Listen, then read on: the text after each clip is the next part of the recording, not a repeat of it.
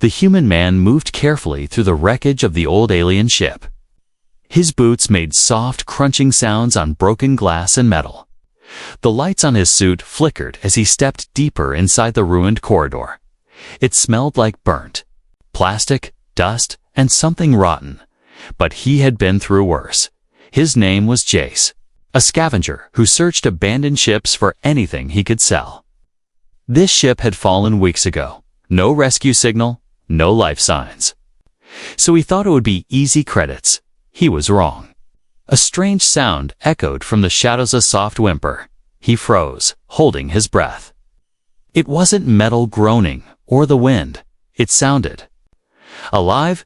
Jace followed the sound slowly, gun in hand, lights sweeping the walls. He found a sealed door, half buried under debris. His scanner beeped weakly. There was something behind it. Life, very faint. He knelt down and forced the panel open. Sparks flying, the door hissed and slid halfway open. Inside was a small, dark chamber, barely big enough to stand, and there, huddled in the corner, was a tiny alien girl. She was no taller than his waist. Her skin was soft purple, glowing faintly in the dark. Her hair was tangled in silver, eyes wide with terror. She looked up at him and screamed. Her scream wasn't loud, but full of fear. She curled tighter into the corner, shaking chains rattled around her ankles. Jace didn't move. "I'm not gonna hurt you," he said softly. She didn't understand his words, but she saw he wasn't rushing toward her.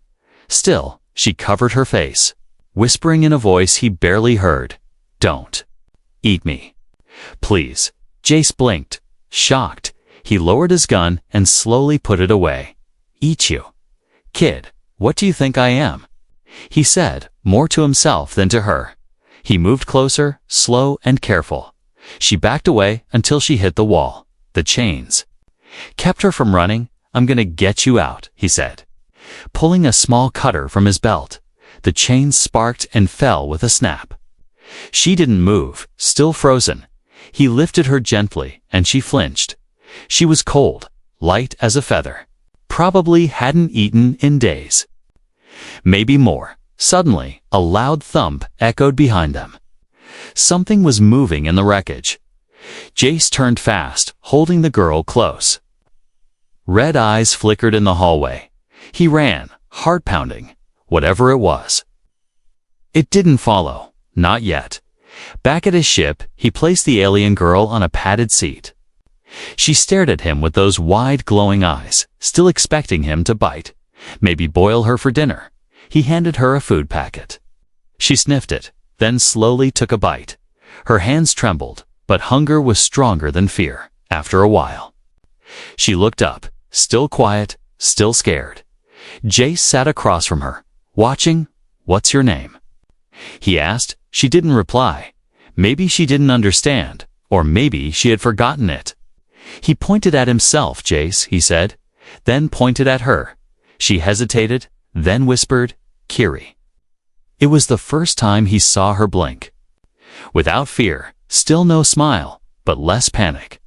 She was just a child in Alien 1, but still a child. And someone had locked her in a cage. Like trash. He wondered who and why. Before he could ask, the ship's com beeped. A new message flashed on the screen. A bounty alert. High value, priority level red. Description: missing specimen, small alien female. Alive only reward. 500,000 credits. Jace looked at the girl. She stared back, as if she knew, as if she had seen this happen before. He leaned back, sighing. "What have I gotten myself into?" he whispered. Kiri curled into the seat, watching him with tired eyes. She didn't cry, didn't speak. Just waited for mercy. Or a cage, maybe both. But Jace didn't move. He just stared at the screen, then at her, and quietly powered off the comms outside. Something watched the ship from the dark forest edge. Metal claws dug into the dirt, and a low growl rumbled from its chest. It had her scent, and it wasn't human. The Small alien girl, Kiri, sat quietly in Jace's ship. Her knees were pulled close to her chest and her eyes stayed on the door. She didn't sleep. She didn't trust the silence. Jace watched her from the other side of the room. He didn't try to talk much. He just let her eat slowly. Giving her space, she was still scared, but a little less than before. He left the cockpit and returned with a blanket. Kiri flinched when he stepped close, but when he placed the blanket beside her and stepped back, she slowly pulled it over her legs. "Can you understand me?" I asked gently. Kiri looked at him, then nodded just a little. "Do you remember what happened to your ship?" Her lips parted, but she didn't speak. Outside, the stars blinked coldly through the ship's window. But inside, the air was warm, soft, still. Kiri didn't feel safe. "There's something following us," she finally whispered. Jace turned. "What do you mean?" She looked up with those glowing purple eyes. Big claws, red eyes, smells like metal. She hugged herself tighter. "They used it to chase me when I tried to run." Jace's face went still. He remembered the red eyes in the wreck. That thing had not been part of the broken ship. It was alive. He stood up and scanned the area. Nothing showed on sensors, but he had a bad feeling crawling up his spine. "Who are they?" Jace asked. "The ones who kept you locked up." Kiri stayed quiet, then answered, "Collectors." "Collectors of what?" "Of things that breathe," she said softly. "Rare things, weak things, small things." Jace clenched his jaw. Kiri looked down at her thin hands. "I was made in a lab," she added. "Grown small, so I'd always look harmless." She didn't cry, but her voice broke. He didn't know what to say. This was worse than slavery. They had designed her for it. Just a small, pretty alien girl to be sold or shown off. Suddenly, the ship's comms flashed again. Jace frowned and walked to the screen. Another alert, new message, unknown ship detected, approaching fast. Kiri stood quickly, eyes wide. "They found us," she whispered. "They always find me." Jace cursed under his breath and jumped into the pilot seat. "Hang on," he told her. He started the engines and lifted off the rocky planet's surface. As the ship rose, he saw a dark shadow move below them. A sleek hunter-class ship, silent, shaped like a claw. "They brought a tracker," Kiri said, voice shaking. "It smells like blood." Jace's ship wasn't made for fighting, but he had a few tricks. He spun toward the outer asteroid belt, using debris as cover. Kiri climbed into the co-pilot seat, shaking but determined. "Don't let them catch me again," she whispered. "I won't," Jace said. Gripping the controls tight, they flew through sharp turns, hiding behind rocks. The hunter ship followed, silent but fast. It launched a drone, scanning for heat and movement. Kiri closed her eyes and placed her hand on the console. The ship beeped. Jace stared. "What are you doing?" "I can speak to machines," she said softly.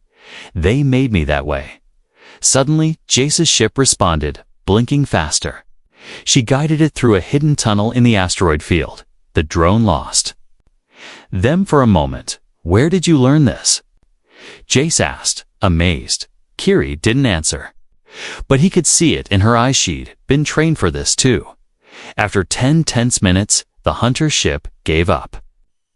It turned away and vanished into the void. Kiri slumped in her seat, breathing hard. Jace let out a long breath.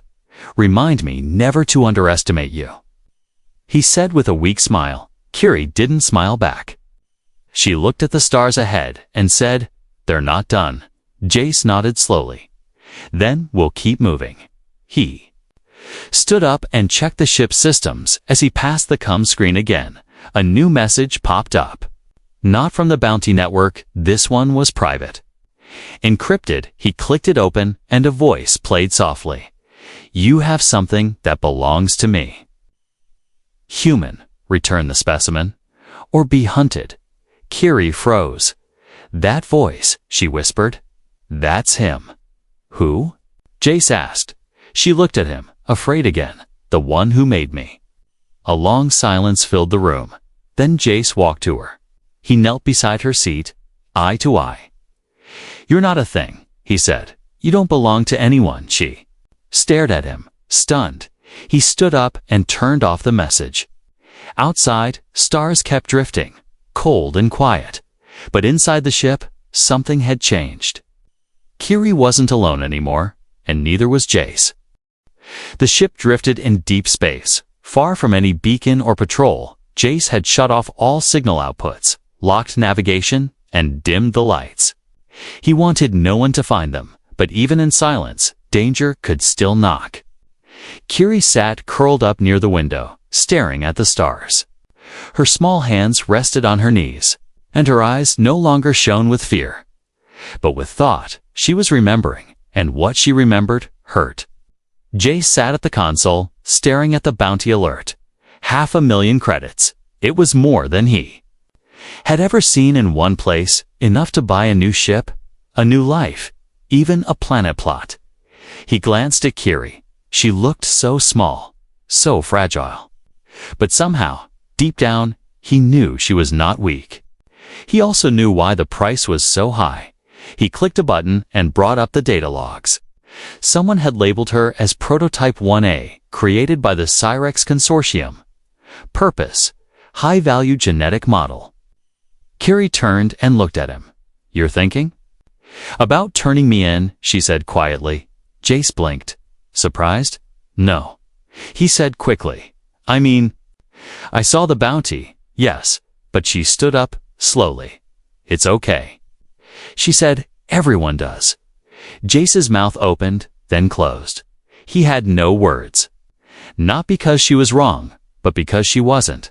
She walked toward him, looking serious. I wasn't just made for show, she said. My DNA isn't normal. Jace frowned. What does that mean? I can speak to machines, she said.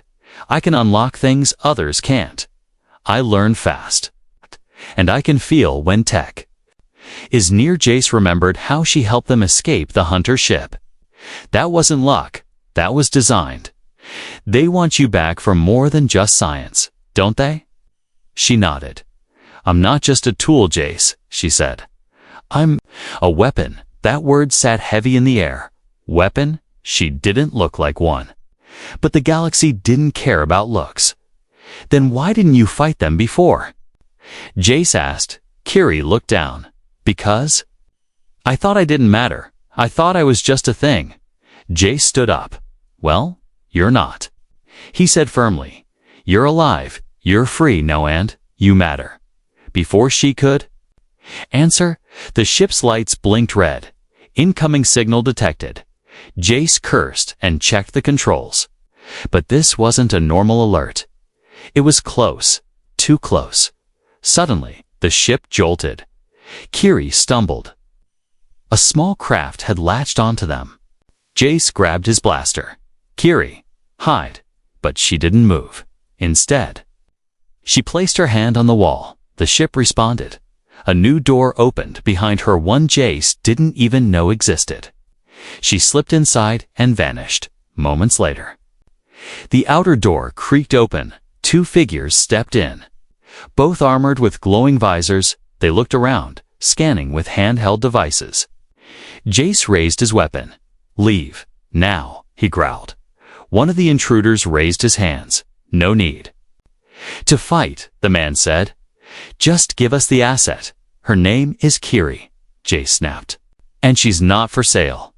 The second figure moved fast, swinging a baton.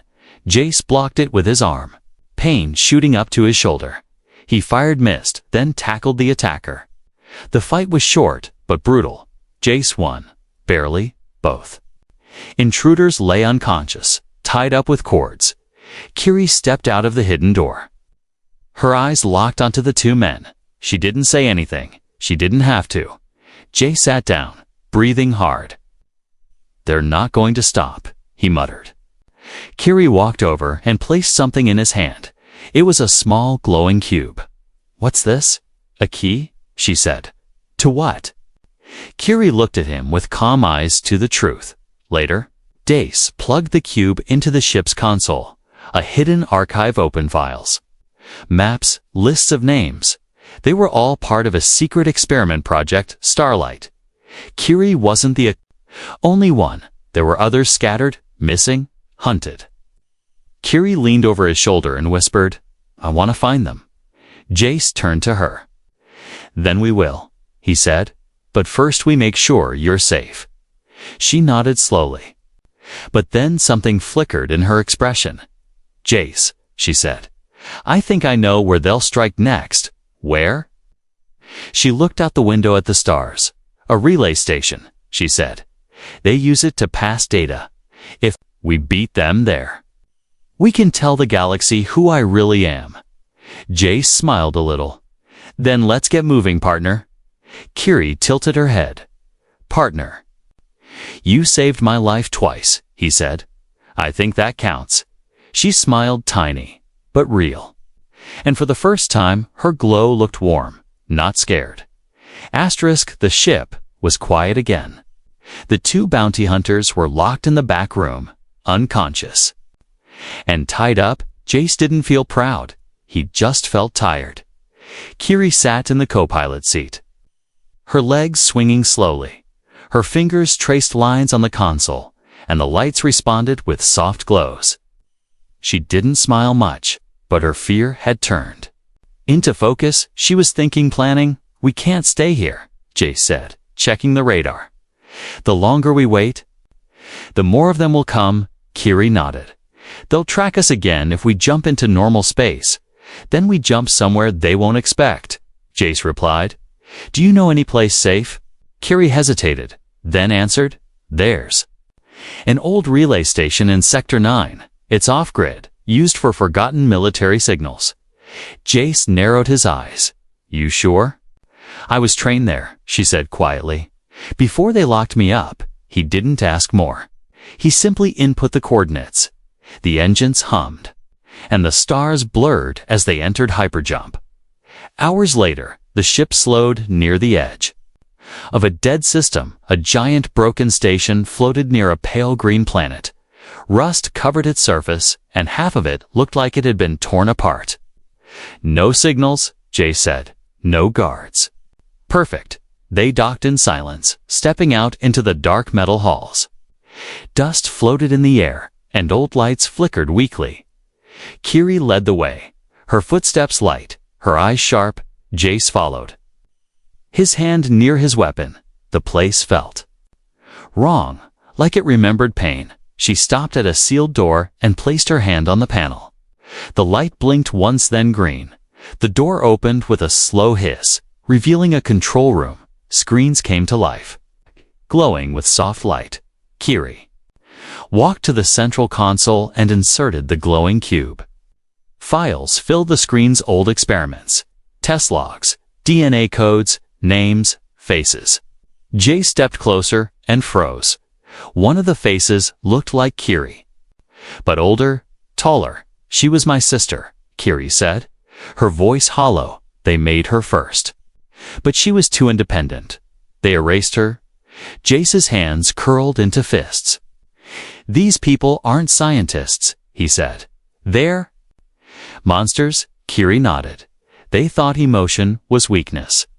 They tried to design us without it." She tapped a few keys, and a new map opened, showing all the known locations where children like her had been sent. Most were gone. Some were still alive, hiding, hunted. "We have to send this out," Jay said. "Let the galaxy see the truth." Kiri hesitated. "If we do that, they'll come for me faster. They'll try to kill us both." Jace looked at her, then let them come. "We're not running anymore." Before she could respond, the ground shook. Alarms flared red. Jace pulled out his blaster. "What was that?" Kiri turned to the screen, eyes wide. "A ship just jumped into orbit. It's him." Jace knew who she meant, the maker, the one who created her, the one who thought he still owned her. "We can't let him take you," Jace said. "I won't let that happen." Kiri touched the control panel. "I can lock the station," she said. Trap him inside. What about us? We'll escape through the lower tunnels, she said. I know the way. The door behind them blasted open, smoke filling the hall. Metal footsteps echoed through the air. Voices shouted, armed and ready. Kiri grabbed Jace's hand. Come. On, they ran down the side corridor, slipping through a hidden door. The tunnel beyond was narrow and dark, but Kiri moved like she remembered it all. We're almost at the back hangar, she said. There's an old escape pod. Jace nodded. But then they heard footsteps again closer. Kiri turned a corner and screamed. A tall, armored figure stood there, visor glowing red. The Maker, well, he said. Look at you, still running? Kiri stepped in front of Jace. She raised her hand and the lights around them flickered. No, she said. I'm done running. The Maker raised a handheld control device. Come back, he said coldly, or he dies, but before he could press it, Kiri's eyes glowed bright. The device in his hand sparked and exploded. He screamed, holding his arm. Jace fired once, then again. The blast hit the wall, missing the Maker, but giving them a second to run. They dove into the hangar, sealed the door behind them. The escape pod was old, dusty but working. Kiri jumped into the pilot seat. I can fly it, she said. They launched into the cold dark. Just as the station shook again, explosions echoed. Behind them, but they didn't look back. Inside the pod, Jace was breathing hard. Kiri sat quietly, hands on the controls. Her glow had faded a little, but her spirit hadn't. You saved us, Jace said. Kiri looked at him. You believed. I could. The pod flew toward the edge of the system, and behind them, the truth began to spread. The escape pod drifted in silence. Far behind them, the relay station was gone. Swallowed by smoke and flame, Kiri stared at the dark screen, not speaking. She had burned the place where she was made, and now, there was no going back. Jace sat beside her, bruised and tired, but alive. They had made it out again. But he knew they needed to disappear fast. The galaxy would be watching now. Where do we go? Kiri asked in a quiet voice. Jace leaned back, thinking, there's an old moon I know. He said, no one goes there. It used to be a mining post. Now it's empty. Kiri didn't answer. She just nodded. That was good enough. The pod landed gently on a dusty rock with no name. A few broken buildings stood near cliffs, worn by time and wind. Jace helped her out. And for the first time in days, she felt fresh air on her skin. The place was quiet. Too quiet, but it was better than being hunted. They found shelter in an old control tower. Still had power, still had heat inside. Kiri sat near a heater and stared at her hands. They glowed faintly again, just like before. Jace knelt beside her. Does it hurt? He asked. She shook her head. No, it just feels full. Full of what? I don't know, she whispered, but it's growing. Jace looked concerned. Maybe your power is changing or waking up. Kiri didn't speak. But something inside her stirred. Later that night, Jace cooked a small meal using old supplies. Kiri sat at the table, watching carefully. She was learning how he moved, how he cooked, how he breathed. And for once, she wasn't afraid of him. He handed her a warm bowl of stew. She sniffed it and took a bite, then looked at him and asked softly, do all humans eat aliens? Jace nearly dropped his spoon. He laughed, shaking his head. No, he said, smiling. Only the really nasty ones. Kiri gave a small smile, the tiniest one yet. Then I'm glad you're not nasty. They ate in silence after that, but it wasn't uncomfortable. It felt like peace, even if only for one night. After dinner, Jace sat with a datapad, trying to sort the files from the relay station. Kiri came over and sat beside him. I found something, she said, pointing. A hidden folder appeared, labeled Royal Clearance Only. Jace looked at her. You can open that? She nodded. I think I was designed to. With a touch, the folder opened.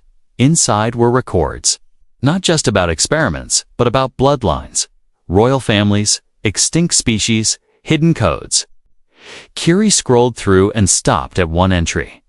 It showed a symbol of golden flame around a star. Her hand began to glow stronger when she touched it. Jace stared. What does it mean? He asked. Curie answered in a whisper. I wasn't made for labs. I was made from someone important. Jace looked closer. The symbol matched a namehouse Aldaris, a royal bloodline believed to be wiped out over 100 years ago. They didn't make you, Jace said slowly. They copied you. Curie's eyes widened. I'm not a clone, she said. I'm an heir. Jace stood up, pacing. If that's true, then you're not just hunted, you're dangerous to the people in power. Curie stood too. I don't want a throne. She said, I just want to be free. You can be, Jace said, but if you carry royal blood, someone out. There will try to use you or kill you to stop what you represent. Curie looked at her hands again. The glow had changed. It was brighter now, steady, calm, not wild like before. She wasn't afraid of it anymore. I want to help the others. She said, the ones like me? Jace nodded slowly. Then we need allies. But who would trust a human and a runaway girl with glowing hands? She asked. Jace smirked. Someone who hates the same people chasing us. The wind outside howled softly against the tower walls. But inside, a plan was forming. Not just to run, but to fight back. As they prepared the ship again, Curie looked at Jace and asked, Why did you help me? You could have taken the bounty, left me behind, sold me like the rest. Jace looked at her, and without smiling, he said, Because I've seen trash, Curie, and you're not trash. She blinked fast. Her throat tight. No one had ever said that to her, not even the ones who built her. Thank you, she whispered. He nodded once. No need. They launched the ship again, and this time, they weren't just running. They were flying toward something bigger. The truth was out there, and they would be the ones to spread it. Asterisk, the stars stretched endlessly ahead, but Curie wasn't looking at them. She was looking at the glowing map in front of her. Dots blinked red, yellow, white, blue. Each dot was a place where her kind had been taken, lost, or destroyed. She wasn't hiding anymore. She was remembering. Jace sat beside her, checking. The ship's systems, the safe moon was behind them, far out of view. Now they were flying straight into danger, and neither of them was turning back. Curie tapped one of the red dots. This one, she said. It's a hidden cloning base, still active. Jace looked at her. You're sure? I can feel it, she replied. Same tech. Same pain. He trusted her. Even when it sounded impossible. They adjusted course. Engines roaring quietly as they flew. Jace activated a small black box under the seat. What's that? Curie asked. A signal splitter. Jace replied, If they track us, they'll see 10 versions of us in 10 directions. Curie nodded slowly. You're smarter than you look. Jace laughed. Thanks, thank, as they neared the target. The stars grew darker. Space felt colder. A large asteroid field came into view. And hidden inside a station, covered in metal spires and black lights. That's it, Curie whispered. She could feel it in her skin. That same humming, painful energy that had once kept her in chains. Jace slowed the ship and turned off external lights. We can't fight them head-on, he said. We get in, we steal what we need, we blow the rest sky high. Curie stared at the station and clenched her fists. No, she said. This time, speak. Jace turned to her, confused. Speak to who? The galaxy, she said. If I hide, they win. But if I show myself, they'll be afraid. Jace hesitated, then nodded. Then we do it your way. Kiri connected herself to the ship's com array. Her eyes glowed softly as her voice echoed through the system. She opened a signal knot, encrypted, not hidden, but loud and clear. "My name is Kiri," she said. "I am not a pet, not a lab tool, not a thing. I was made to be small, but I carry a legacy far greater than the ones who built me, across systems." Ships and screens flickered as the signal spread. People listened, confused at first, then stunned. "They built me to obey," Kiri said. "But now I choose, and I choose to stand inside the station." Alarms began to scream. They had heard her, and they were sending fighters. Jace turned on the ship's defense shields. Red lights flashed as enemy ships approached, but Kiri didn't stop broadcasting. She stood tall, face calm, voice strong. "Jace," she said. "Aim at the power core." Jace nodded and activated the targeting system. The enemy ship surrounded them like a swarm of bees. "They're going to fire," he warned. Kiri closed her eyes, then let them. The first wave of blasts hit the shields. Shaking the ship, Kiri raised her hand, touching the console. Suddenly, their ship pulsed with blue light. The controls moved smoother, faster. "What did you do?" Jace asked. "I made it listen," Kiri answered. Jace flew through the enemy ships like wind through leaves, dodging, spinning, returning fire. Kiri's presence guided the ship like it was part of her. And maybe it was. They reached the stations. Power core, hidden beneath armored plating. Jace fired, but the blast bounced off. "Too thick. Then we overload it," Kiri said. She opened a link to the station's systems. It fought, backlocking her out, resisting her command. But she pushed harder. Her hands glowed brighter, her voice speaking in a strange, machine-like tongue. Metal groaned, sparks flew from the walls, and inside the station, systems began to fail. Alarms screamed. The lights turned red. One by one, sections shut down. Until finally, boom, the explosion was small at first, then grew into a bright wave of fire and metal. The station shattered in slow motion, pieces floating like ash in space. Kiri collapsed into her seat, breathing hard. Jace caught her before she fell. "You okay?" She nodded. "It's gone. Back on open comms." Kiri spoke again. "One base is gone," she said. "Many more remain, but I'm not afraid." Her voice echoed across satellites, ships, pirate radios, and secret servers, across thousands of worlds. People heard her. Some turned away, but others listened. In a dark chamber far away, a woman in a black cloak stared at a glowing screen. "She's awake," the woman said. A tall figure beside her replied. "And now? The war begins." The stars burned quiet above them. Kiri stood at the edge of the ship's platform, her eyes watching the trail of smoke where the station had once been. She said nothing, but something in her had changed. She wasn't trembling anymore. She wasn't hiding in the shadows. The glow in her skin wasn't fear. It was power. It was purpose. Jay stepped beside her, resting his hand on the railing. "You sure you're okay?" he asked. She nodded slowly. "I'm not broken," she said. "I'm just not done yet." Jay smiled, a tired but proud smile. "I don't know what you are, Kiri," he said, "but I know you're not just a girl anymore." Kiri turned to face him. "Then it's time I stop being called something small. Time I stop being what they made me." "What do you want to be called?" Jace asked. She closed her eyes, then opened them with certainty. Kirialathine, she said. "It was my mother's name."